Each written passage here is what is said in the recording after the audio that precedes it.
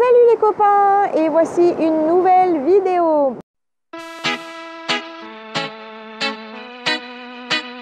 Numéro 4, et ben si vous avez un emploi, c'est de quitter son emploi.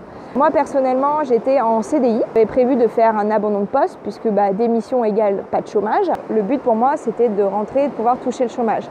Donc pas de démission possible. Et j'ai vraiment eu de la chance, c'est qu'à la dernière minute, mon employeur a accepté de me faire une rupture conventionnelle, de vous inscrire à Pôle emploi avant de partir. Je m'explique. Je m'étais déjà inscrite à Pôle emploi il y a quelques années, à la sortie des études. Donc je me suis réinscrite. Alors est-ce que c'est pour ça que je n'ai pas eu de rendez-vous? Mais apparemment on m'a dit qu'on ne faisait plus de rendez-vous d'inscription depuis 1 an. Donc ça c'est cool, c'est super pratique, ça veut dire que vous pouvez faire tout à distance. Après ils ouvrent vos droits et la bonne nouvelle c'est que quand vous partez, vous pouvez les geler. C'est-à-dire qu'une fois que vous avez ouvert vos droits, que vous êtes inscrite, juste au niveau de l'actualisation vous dites voilà je ne suis plus en France, je pars à l'étranger. Et quand vous rentrez, vous revenez, vous avez 3 ans pour rentrer, pendant 3 ans ils vous gardent vos droits. Donc en gros j'ai 3 ans pour rentrer en France et toucher mon chômage pendant au moins 2 ans. J'ai pas assez de main pour vous le faire, donc on va faire comme ça. Yes.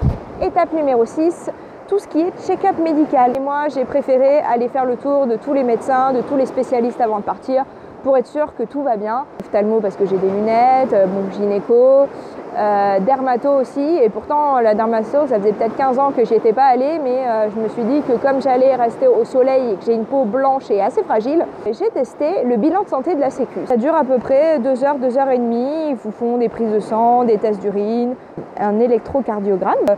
Chez moi, j'ai vu un dentiste aussi, certains voient des ophtalmos. Très important, c'est de vérifier tous vos vaccins.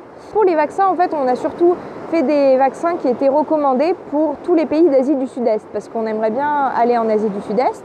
Et donc, du coup, on s'est dit, mieux vaut prévenir que guérir, donc on s'est fait faire tous les vaccins avant. Donc on s'est fait piquer pas mal de fois, mais au final, je pense que ça vaut le coup, au moins on part serein. Très important, allez voir votre médecin traitant et demandez-lui de vous prescrire une petite pharmacie avec des trucs que vous avez l'habitude de prendre. Très important aussi, c'est de prendre une assurance santé. Assurance qui propose donc des offres spéciales pour les PVTistes. Donc nous, là, on a choisi de passer avec Chapka. Je vous mettrai la description et le lien en bas. Seule particularité, c'est qu'avec Chapka, vous avancez les frais, donc ce qui coûte souvent cher. Donc je vous conseille quand même d'avoir des sous de côté quand vous partez. Là, nous, on a payé à peu près 400 € pour une année. À chaque fois qu'on va chez le médecin, on doit faire remplir une fiche, on doit avancer les frais et Chapka nous rembourse après.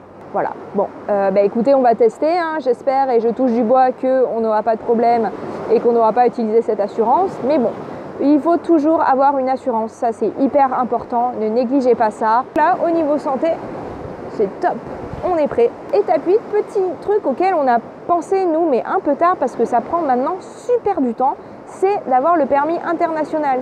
Maintenant, on fait ça par courrier avec des courriers suivis qui disent que ça peut prendre jusqu'à 2 mois. Si vous adorez voyager, si au taf vous en avez marre de votre routine et de faire toujours la même chose, d'avoir votre patron chiant sur le dos tout le temps et que vous avez envie de voyager, moi je vous dis c'est maintenant ou jamais. Moi je vais avoir 30 ans cette année et je regrette pas du tout ma décision. Ouais, c'est sûr que c'est un peu angoissant de tout plaquer, de plaquer son appart, sa petite vie parisienne, son taf, ses amis, sa famille pour partir à l'autre bout du monde. Bon, moi j'ai de la chance, je ne pars pas seule. Je pense que vous allez le voir dans la vidéo, j'ai mon chéri qui va me suivre partout dans cette aventure.